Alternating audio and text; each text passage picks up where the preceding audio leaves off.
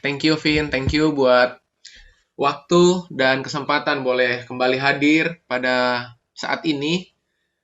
Eh, Melihat perunjukan tadi ya, rasa-rasanya pingin secepatnya balik ke Bandung ya, ya, hadir di on stage dan merasakan eh, apa yang dirasakan oleh teman-teman yang lagi ada di onsite. Dan memang saya tadi melihat dan eh,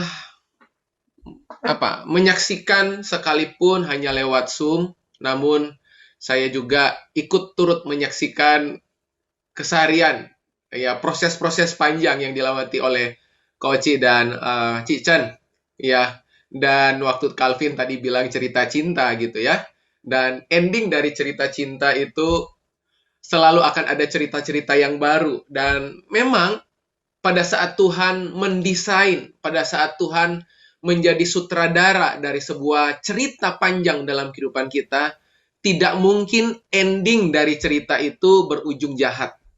Tidak mungkin cerita yang Tuhan rancang itu berujung tidak baik. Segala sesuatunya mendatangkan kebaikan.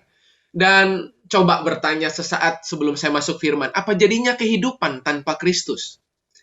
Coba bayangkan sebentar, apa jadinya kehidupan tanpa Kristus? Apa jadinya bisnis tanpa Kristus? Apa jadinya pelayanan tanpa Kristus? Apa jadinya pekerjaan tanpa Kristus? Apa jadinya kehidupan tanpa Kristus? Saya yakin, apa jadinya kehidupan tanpa Kristus bukan hanya sulit, tapi mustahil. Ya, saya ulang. Ya, kehidupan tanpa Kristus itu bukan hanya sulit, tapi mustahil. Ya, makanya itu sebabnya mari setiap waktu, setiap saat kita terus terhubung dengan Tuhan. Kita terus terhubung dengan firman-Nya.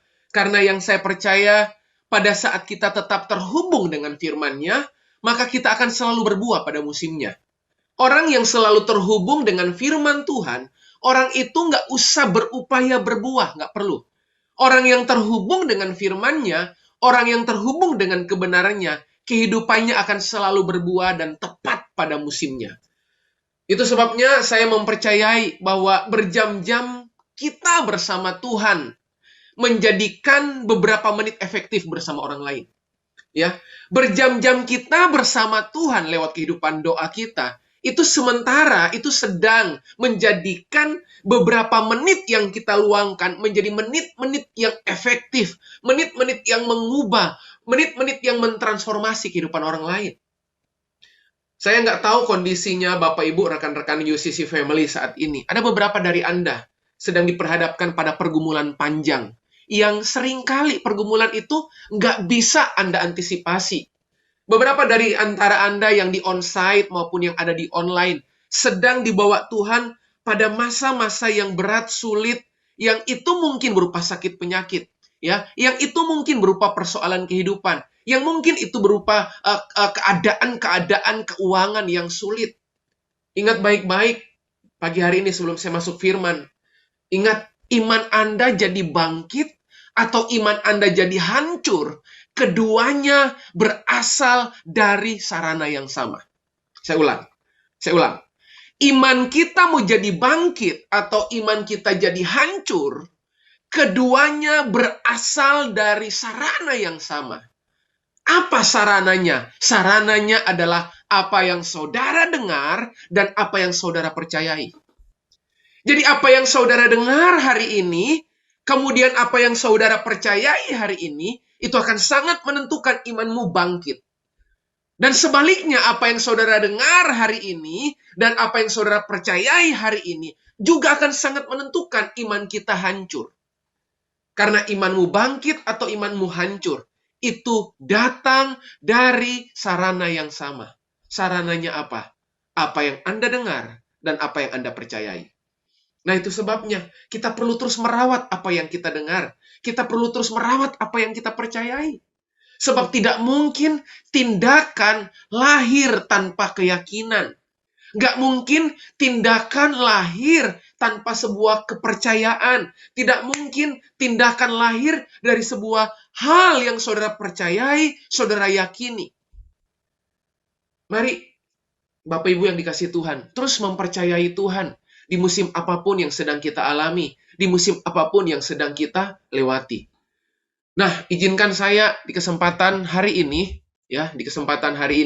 saya mau berbagi satu topik yang singkat saja yang Tuhan taruh di hati saya buat komunitas ini. Di waktu-waktu ini, saya terus berdoa buat komunitas UCC dan beberapa waktu terakhir ini, Tuhan menaruh pesan ini secara kuat buat komunitas, secara khusus komunitas UCC.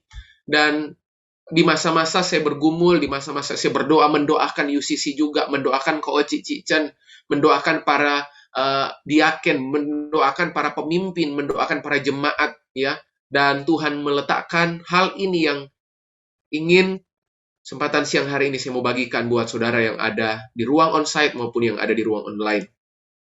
Izinkan saya mau berbagi satu topik ini yang saya beri judul Malu Bertanya, Sesat di Jalan. Oke? Saya ulang, topik bahasan apa yang akan kita bahas hari ini, saya beri judul Malu Bertanya, Sesat di Jalan. Tahukah saudara bahwa tersesat, mungkin saudara pernah dengar, UCC Family pernah dengar, tersesat bukanlah nggak tahu ada di mana, bukan. Oke? Tersesat itu bukan saya nggak tahu saya ada di mana, bukan. Tetapi tersesat itu karena saya nggak tahu saya mau kemana. Jadi orang yang tersesat itu bukan karena dia nggak tahu dia ada di mana, bukan. Tetapi lebih tepatnya, tersesat itu gini, saya lagi nggak tahu saya mau kemana.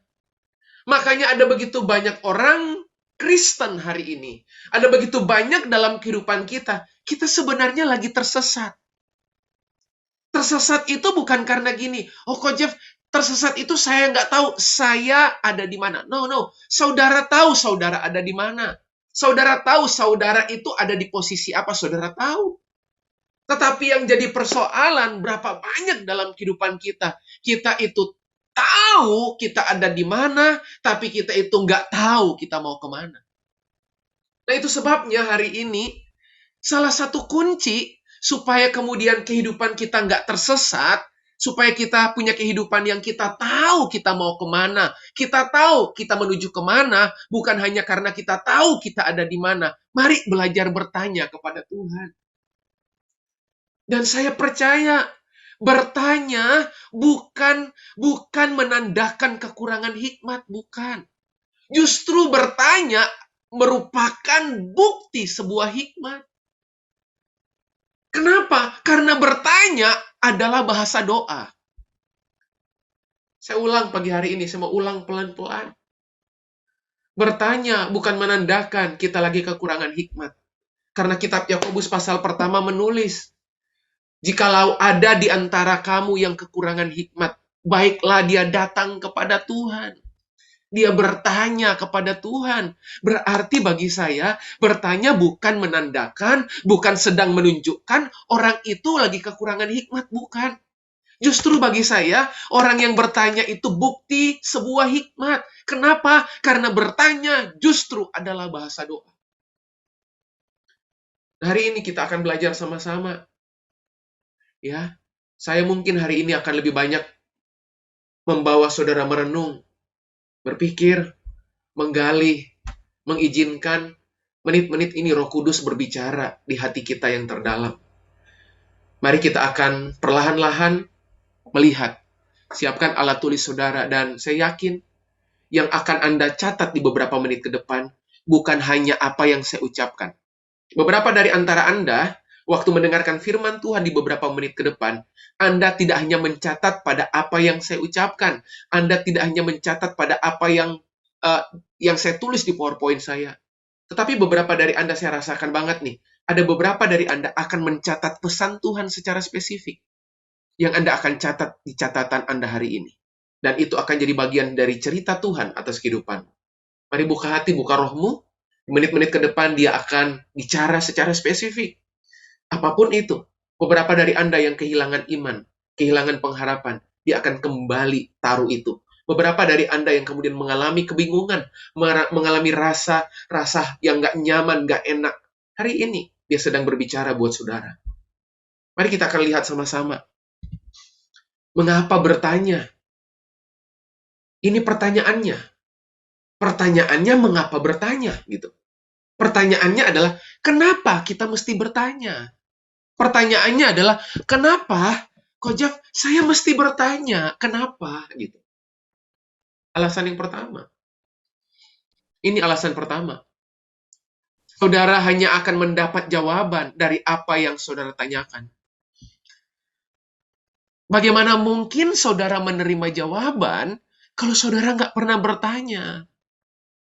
Makanya tadi saya berkata di menit-menit awal, bertanya itu bahasa doa. Dan setiap kali orang berdoa, seringkali butuh jawaban. Dan bagaimana mungkin Anda butuh jawaban kalau Anda nggak pernah bertanya? Makanya pagi hari ini, siang hari ini, kenapa bertanya itu jadi sesuatu yang penting? Sederhana, karena saudara hanya akan mendapatkan jawaban dari Tuhan, jawaban dari seseorang, jawaban dari Bapak rohanimu, kalau saudara bertanya. Nah, seringkali ada begitu banyak dalam kehidupan kita, kita malas bertanya. Saya seringkali menemukan ada begitu banyak orang malas bertanya karena beberapa alasan. Pertama, orang malas bertanya karena sok tahu. Saudara percaya itu?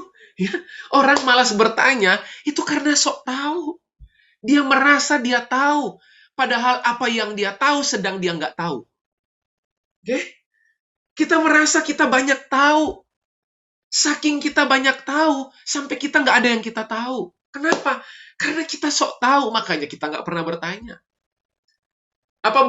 Ada di antara beberapa saudara yang kemudian saya temukan, ada begitu banyak dalam kehidupan ini, orang malas bertanya bukan cuma sekedar sok tahu. Orang malas bertanya karena nggak siap dengan jawaban. Makanya kita nggak pernah bertanya sama Tuhan. Bukan karena Tuhan nggak mau jawab doa kita, tapi lebih karena kita nggak siap dengan jawaban Tuhan. Makanya lihat, orang yang nggak siap dengan jawaban Tuhan, percuma dia bertanya. Kenapa? Karena kesadarannya nggak terbangun. Karena sensitivitas rohnya itu nggak terkoneksi dengan Tuhan. Kenapa? Sederhana. Karena apa yang kita tanyakan, kita nggak siap dengan jawaban. Bahkan kita cenderung nggak bertanya. Kita nggak siap dengan jawaban Tuhan. Ada beberapa dari Anda yang kemudian nggak bertanya karena malas bertanya. Kenapa malas bertanya? Karena nggak mau proses. Tapi lebih tepatnya, pinginnya yang instan, pinginnya yang cepat, pinginnya yang segera. Sementara untuk Tuhan delivery, jawabannya butuh proses, butuh waktu. Saya berharap di menit-menit ini, saudara belajar sesuatu. Oke? Kita hanya mendapat jawaban dari apa yang kita tanyakan. Yang kedua, kenapa kita mesti bertanya? Bagi saya sederhana. Melihat kerendahan hati orang, lihat dari kemampuannya bertanya. Melihat kerendahan hati orang, lihatlah dari kehausan dia bertanya. Ada beberapa orang yang saya jumpai ya di jemaat UCC Family. Itu, ya. Orang yang punya kebiasaan bertanya akan membuat orang yang bertanya, orang yang Anda tanyakan, yang jadi sumber dari pertanyaan Anda, itu membuat betah. Kenapa? Karena ekspresi dari pertanyaanmu itu ekspresi dari batinmu. Makanya orang bertanya itu mengekspresikan kerendahan hati. Coba, pertanyaan saya hari ini. Kapan terakhir kali Anda datang kepada Tuhan, Anda datang kepada seseorang, dan kemudian bertanya? Saya masih ingat, Bapak rohani saya pernah announce ya tentang salah satu sifat atau sikap saya yang menurut dia jadi sifat unggul gitu ya. Ya. Jadi sifat unggul. Saya itu, Bapak rohani saya selalu bilang ini, Jeffrey itu selalu punya kehausan untuk bertanya. Ya. Tahukah saudara? Kalau saudara tanya, apa yang menyebabkan kekuatan seseorang itu tajam? Kekuatan seseorang itu tajam, bukan hanya sekedar dia menajamkan kekuatannya. Tidak. Kekuatan seseorang itu bertumbuh secara tajam karena kemampuannya bertanya. Sebab pertanyaan akan menggiring kepada jawaban.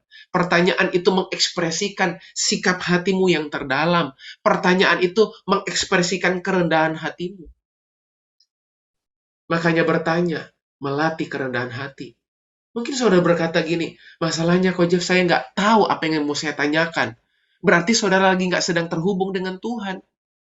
Sebab orang yang terhubung dengan seseorang akan selalu punya banyak pertanyaan untuk saudara ajukan dengan orang tersebut.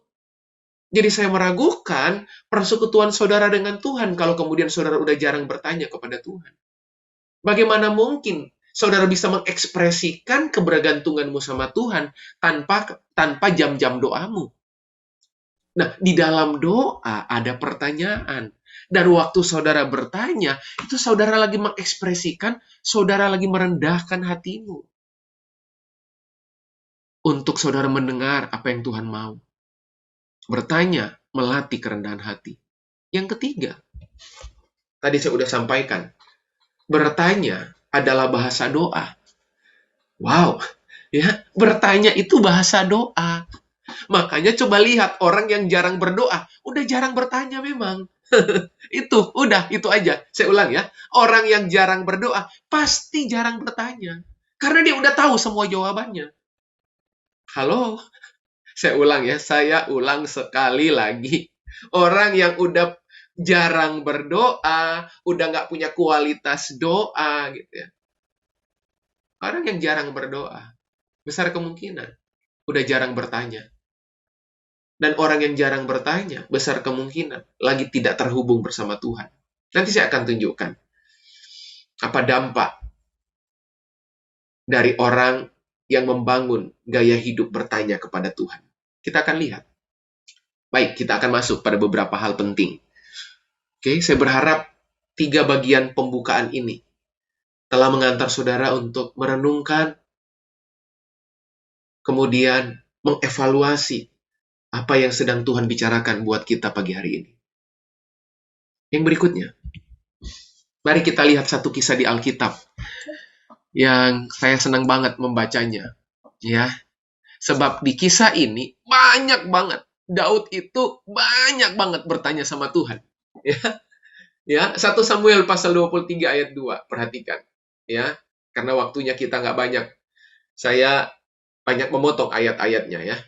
1 Samuel 23 ayat kedua. Lalu bertanyalah Daud kepada Tuhan. Perhatikan. Bertanyalah Daud kepada Tuhan. Apakah aku akan pergi mengalahkan orang Filistin itu? Jawab Tuhan kepada Daud. Pergilah, kalahkanlah orang Filistin itu dan selamatkanlah Kehila.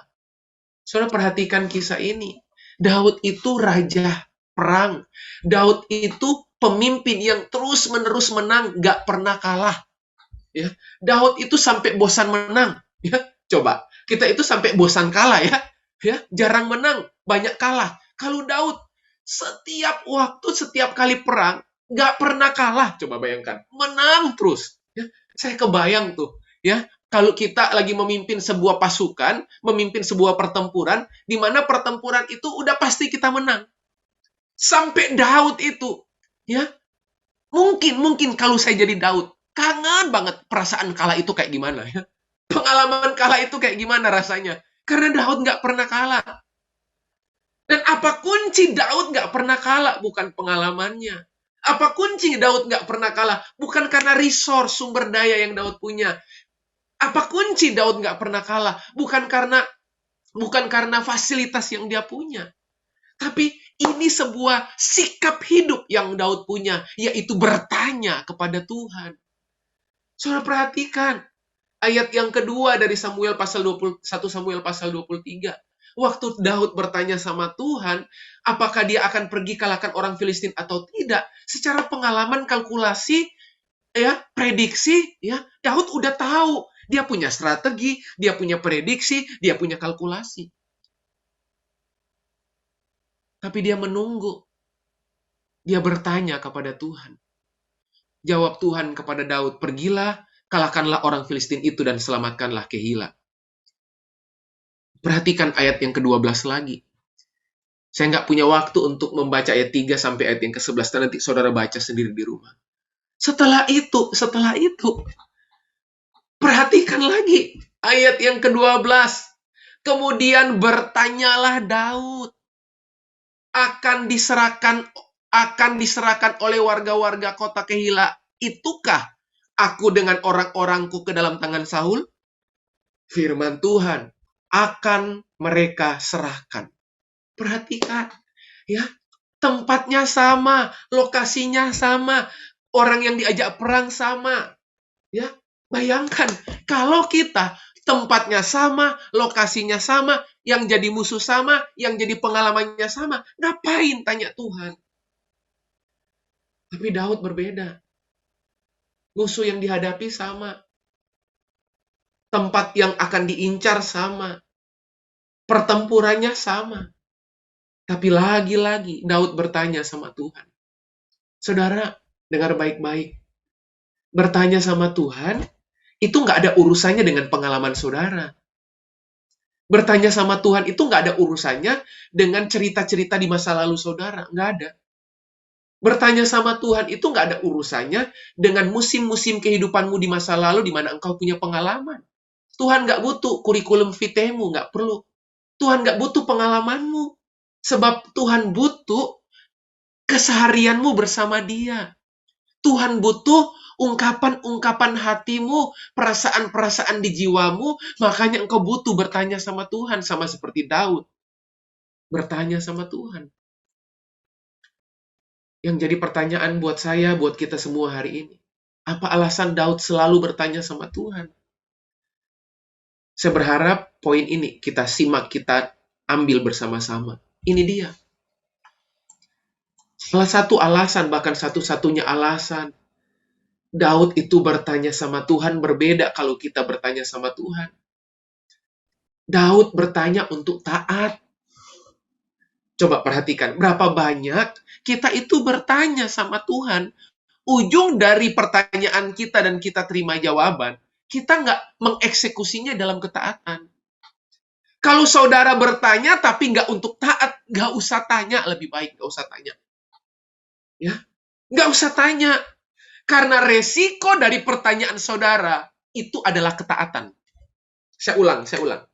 Resiko dari pertanyaan saudara itu ketaatan. Makanya kalau saudara nggak siap taat, jangan coba tanya. Saya ulang perlahan-lahan. Kalau saudara nggak siap taat, nggak usah tanya. Itu nyebelin banget. Ya.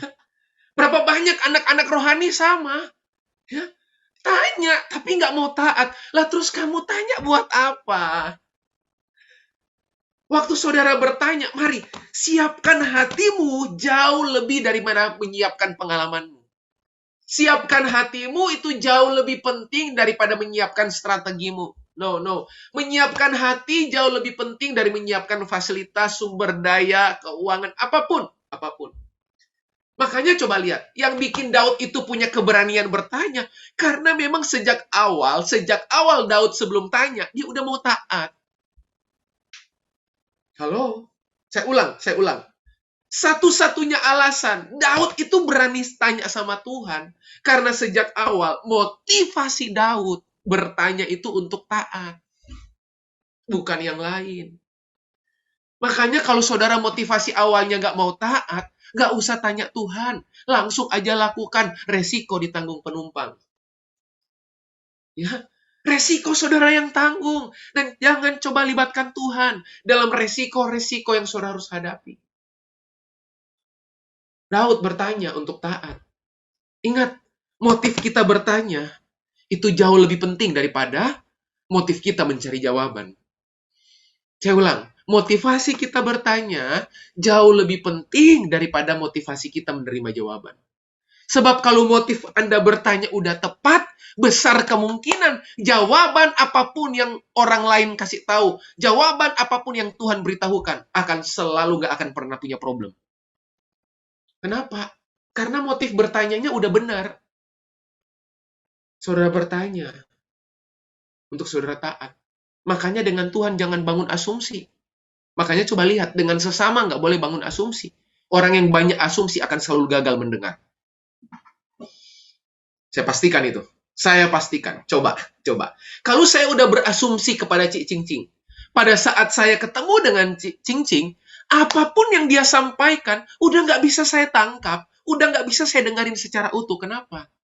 Karena sejak awal saya bertemu dengan beliau, saya udah punya asumsi tentang beliau.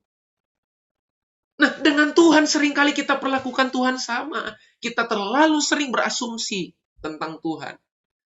Makanya kita akan selalu gagal mendengar. Dengan sesama pun sama, dengan Bapak Rohani sama, dengan orang-orang di sekitar sama. Mari, tanggalkan asumsimu. Hadir, datang, samperin Tuhan, dekati Tuhan. Dengan sebuah motif untuk taat. Dan itu saja. Bahkan, di tengah-tengah saudara berupaya mencari Tuhan. Bahkan di tengah-tengah saudara melakukan aktivitas pencarian akan Tuhan. Simak ini baik-baik. Bukan saudara yang menemukan Tuhan. Tuhan yang memutuskan menemukan saudara. Ya, di tengah-tengah usaha kita cari Tuhan, saudara bayangkan, coba. Saudara pikir, saudara yang menemukan Tuhan? Tidak. Tuhan yang memutuskan menemukan saudara. Tuhan yang putuskan cari saudara. Bukan saudara yang cari Tuhan. Sama. Motivasi bertanya. Itu jauh lebih penting daripada motivasi menerima jawaban. Saya lanjut. Lihat lagi. 2 Samuel pasal yang kelima, pindah lagi. Ya. Kalau yang tadi 1 Samuel pasal 23, begitu pindah ke kitab 2 Samuel pasal 5, ayat 17-25, saya akan baca perlahan-lahan. Aduh, luar biasa banget Daud. Lihat. Ketika didengar orang Filistin bahwa Daud telah diurapi menjadi raja atas Israel. Tadi belum jadi raja. Lihat, nggak ada sikap hidup yang berubah loh. Ya, masih jadi tentara, bertanya sama Tuhan. Jadi raja, punya kekuasaan, punya kuasa, punya power, punya otoritas. Mari kita lihat mentalitas Daud telah diurapi menjadi raja atas Israel. Maka majulah semua orang Filistin untuk menangkap Daud. Tetapi Daud mendengar hal itu, lalu ia pergi ke kubu pertahanan. Ini baru diurapi jadi raja. Ya. Baru diurapi, belum jadi raja yang sesungguhnya. Baru diurapi. De facto dan de jure gitu ya. De jurenya sudah. Faktanya masih belum. Tapi secara hukum dia udah diurapi oleh Tuhan jadi raja. Perhatikan ayat 18. Ketika orang Filistin itu datang dan memencar di lembah Refaim. Perhatikan ayat 19. Di tengah-tengah ancaman, di tengah-tengah desakan, di tengah-tengah keadaan terjepit, bertanyalah Daud kepada Tuhan. Aduh, keren ya, UCC Family. Apakah aku harus maju melawan orang Filistin itu? Akan kau serahkankah mereka ke dalam tanganku? Coba. Pengalaman di 1 Samuel 23 ada nggak? Ada nggak? Loh, dia berpengalaman. Musuh yang beda loh. Apakah aku harus maju melawan orang Filistin itu? Akan kau serahkankah mereka ke dalam tanganku? Tuhan menjawab Daud. Majulah sebab aku pasti akan menyerahkan orang Filistin itu ke dalam tanganmu. Ayat 20, lalu datanglah Daud di Baal Perasim dan memukul mereka kalah di sana. Lagi-lagi menang, gak pernah kalah. Ya, berkatalah ia, Tuhan telah menerobos musuhku di depanku seperti air menerobos. Sebab itu orang menamakan tempat itu Baal Perasim. Tuhan yang jadi penerobos. Ayat 21. Orang Filistin itu meninggalkan berhalanya di sana. Lalu Daud dan orang-orangnya mengangkatnya. Perhatikan ayat 22. Ketika orang Filistin maju sekali lagi, bayangkan. Perbedaan ayat dari ayat yang di atasnya. Lihat, dari ayat 17 pindah ke ayat 21. Ya, pindah ke ayat 22. Itu musuhnya sama loh. Oke? Musuhnya sama. Hanya perbedaan 5 ayat gitu loh. Orang Filistin itu meninggalkan berhalanya di sana, lalu perhatikan ayat 22. Ketika orang Filistin itu maju sekali lagi dan memencar di lembah Refaim. Loh, lembahnya sama. Ini lihat ya. Saya tunjukkan sebentar. Nih, lihat kalimat ini. Orang Filistin memencar di lembah Refaim. Ayat yang ke-22 sama. Orang Filistin Refaim, lembahnya sama, orangnya sama, lokasinya sama. Harusnya nggak usah tanya Tuhan ya. Lawang tempatnya sama, orangnya sama, memencarnya juga di lembah yang sama. Tapi perhatikan ya 23. Maka nanya lagi. Dan ia menjawab, janganlah. Kalau pengalamannya sama, berarti cara Tuhan sama. Oh enggak. Makanya tamatlah riwayat Anda kalau Anda selalu berharap bergantung pada pengalaman-pengalaman Anda. Saudara perhatikan, Tuhan menjawab, nggak seperti Tuhan menjawab ayat yang ke-20, ayat yang ke-19. Tuhan jawab, ayat 23, janganlah maju, tetapi buatlah gerakan lingkaran sampai ke belakang mereka sehingga engkau dapat menyerang mereka dari jurusan pohon-pohon kertau. Tuhan nggak minta mereka maju, enggak. Tamat riwayatnya Daud saat itu, kalau dia tergesa-gesa. Ayat 24, dan bila engkau mendengar bunyi derap langkah di puncak pohon-pohon kertau itu, maka haruslah engkau bertindak cepat, sebab pada waktu itu Tuhan telah keluar berperang di depanmu untuk memukul kala tentara orang Filistin. Jadi ada tanda. Tuhan bilang, kalau kamu dengar bunyi derap langkah di puncak pohon itu, gerak cepat. Ini berbeda dengan ayat 19. Di ayat 19, musuhnya sama, di lembah yang sama. Tuhan bilang, serang, maju. Tapi di ayat ini berbeda. Tuhan kasih tanda. Ayat 25. Dan Daud, berbuat demikian. Tuh, lihat. Orang itu kalau motif bertanyanya udah tepat, nggak ada yang sulit untuk dia taat. Saya ulang. Kalau motif Anda itu bertanya tepat, benar, nggak ada yang sulit untuk taat. Nggak ada. Makanya saya suka meragukan, ada orang kemudian bertanya sama Tuhan, lalu kemudian nggak taat. Besar kemungkinan, memang motifnya bertanya udah salah. Dan Daud berbuat demikian. Seperti yang diperintahkan Tuhan kepadanya. Maka ia memukul kalah orang Filistin. Mulai dari Geba sampai dekat Gezer. Wow. Jadi masa depan orang yang bertanya untuk taat adalah kemenangan lepas kemenangan. Makanya sekali lagi, kalau saudara mau tanya sama Tuhan, terus saudara nggak siap taat, lebih baik nggak usah tanya. Saudara itu gombal sama Tuhan. Kita lagi gombalin Tuhan. Oke? Baik. Saya lanjut. Saudara lihat lagi ayat ini. Nah, apa bedanya dengan Saul? 1 Samuel 28 ayat 6. Saul juga tanya loh sama Tuhan. Coba. Dari mana kita tahu? Loh ada ayatnya. 1 Samuel 28 ayat 6. Dan Saul bertanya kepada Tuhan. Tetapi Tuhan tidak menjawab dia. Loh, sama-sama tanya kok.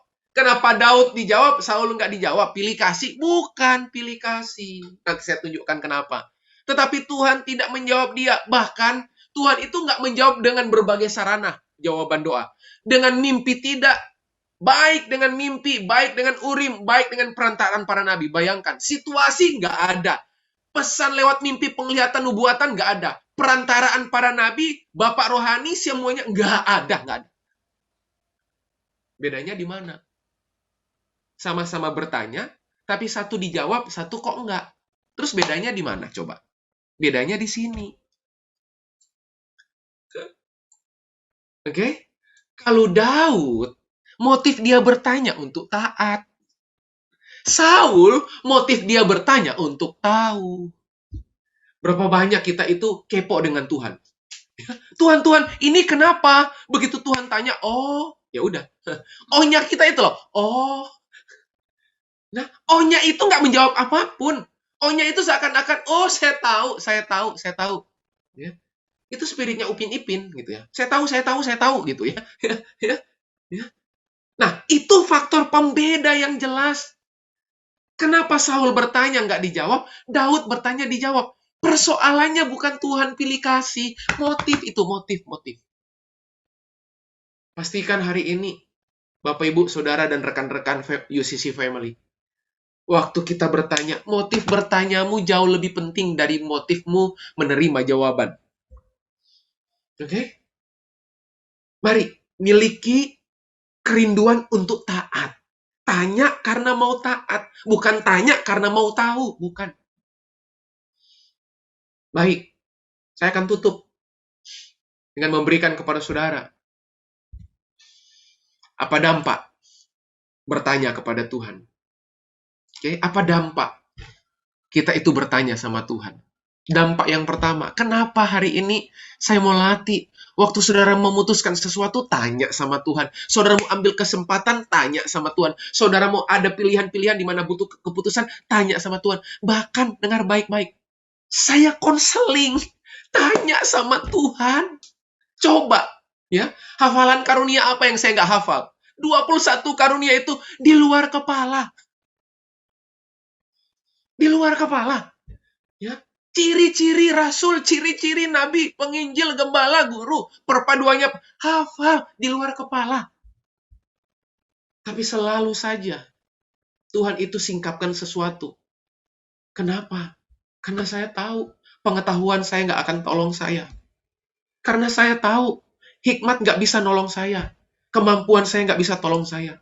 Satu-satunya yang bisa tolong saya kebergantungan saya kepada Dia. Apa dampak dari saya selalu bertanya sama Tuhan ini? Bertanya itu bukti kebergantungan. Amin, saudaraku. Bertanya itu bukti bergantung. Waktu saya tanya sama Cik Cing Cing, tanya sama Ko Oci, tanya sama Cik Chan misalnya, itu bukti saya itu lagi bergantung. Makanya karena saya nggak tahu, makanya saya tanya. Bahkan kalau toh saya udah tahu, saya make it clear. Saya putuskan untuk make sure pertanyaan yang saya ingin tanyakan dari jawaban yang ingin saya yang dapat saya terima. Jadi dampak saya itu bertanya kepada Tuhan itu lagi menunjukkan bahwa saya itu lagi bergantung sama Tuhan. Kenapa? Karena bertanya sama Tuhan itu sama dengan bentuk sedang menghormati Tuhan. Coba. Saudara bertanya sama seseorang, sebenarnya hal apa yang sedang saudara ekspresikan? Yang sedang saudara ekspresikan adalah saudara menghormati orang itu. Setuju? Kalau saya bertanya sama Kak Oci, saya bertanya sama seseorang, saya bertanya sama Charlie, saya bertanya sama Calvin misalnya, saya bertanya sama Irwan, saya bertanya sama siapapun di ruangan virtual Zoom hari ini, di on-site. Saya ingat, waktu saya bertanya, itu saya lagi menghormati orang yang saya tanyakan. Kenapa? Kenapa saya bertanya sama Tuhan bentuk sedang menghormati Tuhan? Karena ini. Orang yang bertanya pasti punya kerinduan. Kerinduan sama siapa? Sama pribadi yang saya tanya. Saya lagi menghargai pribadi yang saya tanya. Saya lagi menghargai pribadi yang ditanya itu loh. Jadi waktu saya bertanya sama Tuhan, kesan yang Tuhan tangkap, Tuhan sedang dihormati. Kalau saya datang bertanya, misalnya sama Anton, itu lagi menunjukkan saya sedang menghormati Anton. Kalau saya lagi datang bertanya sama Yuyun, ya, saya itu lagi menunjukkan saya lagi sedang menghormati Yuyun. Waktu saya datang bertanya sama misalnya sama Ciana, sama Powell, sama Liani, saya lagi menunjukkan penghormatan saya kepada Ciana, kepada Powell, kepada Liani. Saya berharap sampai di sini saudara bisa memahami nilai ini. Spirit ini penting. Bukti kebergantungan sama Tuhan. Apa yang kedua? Ini yang kedua. Kenapa mesti bertanya? Bertanya itu bukan hanya sekedar menemukan jawaban yang benar. Tidak. Bertanya itu untuk menemukan jawaban yang akurat. Oke? Benar tapi tidak akurat, itu berbahaya. Berbahaya. Jadi, kekristenan itu harusnya benar dan akurat. Oke? Benar itu prinsip, akurat itu apa? Waktu. Saya ulang. Benar itu prinsipnya. Tapi berapa banyak saudara hidupi prinsip tapi salah waktu? Berantakan. Makanya, kenapa kita mesti bertanya? Bukan hanya sekedar menemukan jawaban yang benar. Jawaban yang benar itu kaitannya dengan prinsip. Tapi saya juga butuh jawaban yang tepat, yang akurat. Karena yang namanya akurat, ketepatan itu bicara waktu. Sekalipun benar jawabannya, pertanyaannya, apakah harus sekarang? Makanya Daud bertanya sama Tuhan, Tuhan, akankah ku serang? Loh, itu bicara apa? Itu bicara waktu, timing. Dia tahu dari jawaban Tuhan, bahwa Tuhan suruh berperang dengan orang Filistin. Dia tahu. Tapi pertanyaannya, apakah sekarang waktunya? Jadi bertanya sama Tuhan itu bukan semata-mata membutuhkan, mendapatkan, memperoleh jawaban yang benar. Tidak, tidak. Tapi supaya hidup kita itu akurat loh. Kenapa? Benar berkaitan dengan prinsip. Keakuratan berkaitan dengan waktu. Saya tulis di sini. Iman bukan hanya keberanian untuk bertindak. Sebab saya sering kali dengar ada orang bilang, makanya berani pakai. Tetapi ingat baik-baik juga bahwa iman bukan hanya keberanian untuk bertindak, tetapi juga kesabaran untuk menunggu. Itu iman. Amin, saudaraku. Iman itu juga kesabaran untuk saya menanti. Kesabaran untuk saya menunggu waktu Tuhan. Itu bukankah mesti tanya sama Tuhan? Itu bukankah kita mesti dengar yang Tuhan mau itu apa? Kesalahan-kesalahan terbesar dalam kehidupan kita itu berangkat dari ketidaksabaran kita. Bukankah demikian? Benar iya, tapi waktunya nggak tepat. Apalagi, justru kekuatan ada dalam penantian di hadiratnya. Justru waktu saya diam, saya kuat. Alkitab bilang, orang yang menanti-nantikan Tuhan dapat kekuatan baru. Berarti kekuatan di hadirat Tuhan itu mendownload. Maaf, penantian di hadirat Tuhan itu mendownload kekuatan. Coba biasakan diri, tanya di keheninganmu. Ingat baik-baik, Tuhan itu adalah Tuhan yang bergerak senyap. Di tengah-tengah kesunyian, dia bergerak. Sekalipun dia bergerak mengendap-endap, tapi dia tahu waktu yang terbaik untuk tolong kehidupan saudara. Nah, bagaimana mungkin terima pertolongan kalau saudara nggak pernah bertanya kepada dia? Makanya tadi di menit awal saya berkata, bagaimana mungkin dapat jawaban kalau nggak ada pertanyaan? Yang pertama, bukti kebergantungan. Yang kedua, keakuratan atau ketepatan. Dan yang terakhir, apa dampak bertanya kepada Tuhan? Yang terakhir, kita mesti bertanya kepada Tuhan supaya dapat tuntunan. Amin, saudaraku. Ya, bukan cuman bukti saya bergantung sama Tuhan, bukan cuman supaya keputusan saya akurat, tapi juga tuntunan. Tuntunan itu bukan cuma sekedar ketepatan loh. Tuntunan itu proses demi proses loh. Oke? Kalau ketepatan itu hasil akhirnya, tepat. Tapi tuntunan itu prosesnya, makanya saya tulis di sini. Tuntunan tidak lahir dalam tuntutan. Tuntunan lahir dalam kesabaran menunggu waktu Tuhan. Saudara tahu, waktu saudara bertanya, ada waktunya Tuhan diam. Diam bukti jawaban. Ada waktunya saudara bertanya, Tuhan gak langsung bergerak. Tuhan bilang tunggu. Tapi ada waktunya. Waktu saudara bertanya sama Tuhan, Tuhan jawab iya. Saya bisa enggak, tapi ada waktunya tidak. Ada waktunya tunggu. Jadi ada 4 jawaban Tuhan bisa saja. Waktu kita bertanya sama Tuhan, bisa saja yang pertama Tuhan jawab iya. Yang kedua, bisa saja Tuhan jawab tidak. Bisa saja Tuhan diam. Diam itu bisa iya, bisa tidak. Waktunya Tuhan. Waktu saudara mengharapkan tuntunan itu hadir dalam kehidupan saudara. bertanyalah. Dan orang yang bertanya, itu nggak dimuati oleh spirit tuntutan. Lawang bertanya kok. Bertanya itu nggak ada tuntutannya. Bertanya itu karena butuh pertolongan. Bertanya itu karena butuh Tuhan. Makanya nggak ada tuntutan. Kalau saya bertanya, saya butuh tuntunan. Dan tuntunan tidak lahir dalam tuntutan. Tuntunan lahir dalam kesabaran. Menanti, menunggu waktu Tuhan. Dan sebagai penutup, saya kasih tips. Saya kasih tips di kalimat ini. Saya kasih tips. Nih. Semoga tips ini jangan saudara ambil. Penderitaanmu gampang, ya. Buat saudara yang ingin menderita lebih lama gampang, ya. Praktekkan tips ini. Saya kasih tips, ya. Saya ulang. Cara memperpanjang penderitaanmu gampang banget. Cara memperpanjang penderitaanmu adalah dengan cara memperbesar keinginanmu sendiri. Udah, perbesar keinginanmu, selamat datang. Penderitaanmu kayak coki-coki. Panjang dan lama, ya. Ya. Jadi buat saudara, saya kasih tips sebagai penutup, ya. Mungkin jarang ada pendeta kasih tips model kayak gini, ya. Nggak apa-apa, buat UCC Family penting karena bagian dari family saya, ya. Cara memperpanjang penderitaan saudara adalah dengan cara memperbesar keinginan saudara. Makanya orang-orang yang selalu dikuasai oleh keinginan, ambisi, kemauannya sendiri bakal panjang deritamu. Oke? Kenapa? Kenapa memperbesar keinginan saya itu memperpanjang penderitaan saya? Karena keinginan diri sendiri tidak membutuhkan tuntunan Tuhan. Setuju? Kalau saudara punya keinginan diri sendiri, butuh tuntunan Tuhan? Butuh? Oh, nggak ada. Kalau saudara punya keinginan diri sendiri, saudara nggak butuh tuntunan. Nggak butuh. Sebab tuntunan itu hanya diberikan kepada orang yang nggak tahu.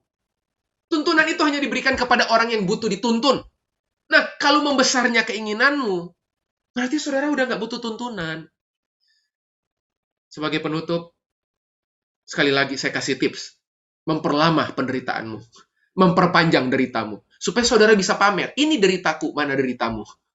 Ya. Ini deritaku, mana deritamu. Gampang. Perbesarlah keinginanmu. Keinginan diri sendiri. Perbesar. Saya berharap saudara nggak pilih. Saudara nggak pilih kalimat yang tadi. Saudara pilih adalah orang-orang yang siap untuk mengalami tuntunan Tuhan. Saudara memutuskan menjadi orang-orang yang selalu tepat, akurat, presisi. Saudara memutuskan jadi orang-orang yang bergantung penuh sama Tuhan. Makanya biasakan bertanya. Sebab bertanya adalah bahasa doa. Bertanya adalah atmosfer surgawi. Bertanya adalah komunikasi yang intim, yang indah, yang Tuhan nantikan. Antara dia dengan saudara, saudara dengan dia. Saya berdoa biar kebenaran ini menjadi landasan berpijak kita. UCC Family. Di area bisnismu, di area pekerjaanmu, di area masa depanmu, di area apapun dalam kehidupanmu. Mari kita hidupi kebenaran ini. Kita praktekkan nilai ini. Kita praktekkan apa yang kita terima hari ini untuk menolong kehidupan saudara. Mari, bukti kebergantungan, keakuratan atau ketepatan, dan hidup dalam tuntunan. Selamat hari Minggu. Tuhan Yesus memberkati saudara. Mari kita datang sama Tuhan. Saya mau berdoa buat saudara dan saya kembalikan kepada rekan-rekan yang ada di on stage. Mari kita akan datang sama Tuhan, kita berdoa. Bapa yang baik, pagi hari ini, siang hari ini Tuhan, kami sudah terima kebenaran firman-Mu. Ajar kami Tuhan, untuk kami bergantung penuh kepada Engkau. Dan bukti kebergantungan kami adalah kami bangun gaya hidup bertanya. Seperti Daud bertanya untuk taat. Kami nggak mau seperti Saul bertanya untuk tahu. Apalah artinya, apalah gunanya, apa yang kami tahu tapi nggak berujung ketaatan. Tapi hari ini kami belajar, motif bertanya jauh lebih penting daripada motif menerima jawaban. Sebab kalau motif kami bertanya udah benar, besar kemungkinan jawaban apapun yang kami terima akan bisa kami terima dengan hati yang benar. Hati yang baik, hati yang penuh kerendahan hati. Terima kasih, dewasakan kami, UCC Family Tuhan. Komunitas-komunitas bergerak dalam kerinduan cari Tuhan. Komunitas-komunitas bergerak dalam kerinduan menanti jawaban Tuhan. Komunitas-komunitas bergerak menanti tuntunan Tuhan. Punya kebiasaan gaya hidup bertanya kepada Tuhan. Dan waktu kami bertanya, itu ekspresi kami hormati Tuhan. Kami bertanya itu ekspresi Terima kasih, hamba-Mu selesai Roh Kudus. Meteraikan kebenaran ini di hati kami. Mulai hari ini, kami jadi umat Tuhan, jadi komunitas yang punya kebiasaan, menjadikan bertanya kepada Engkau, jadi gaya hidup keseharian kami. Terima kasih, hanya di dalam nama Yesus kami sudah berdoa. Kami mengucap syukur bersama berkata, amin, amin, amin. Saya kembalikan ke Calvin.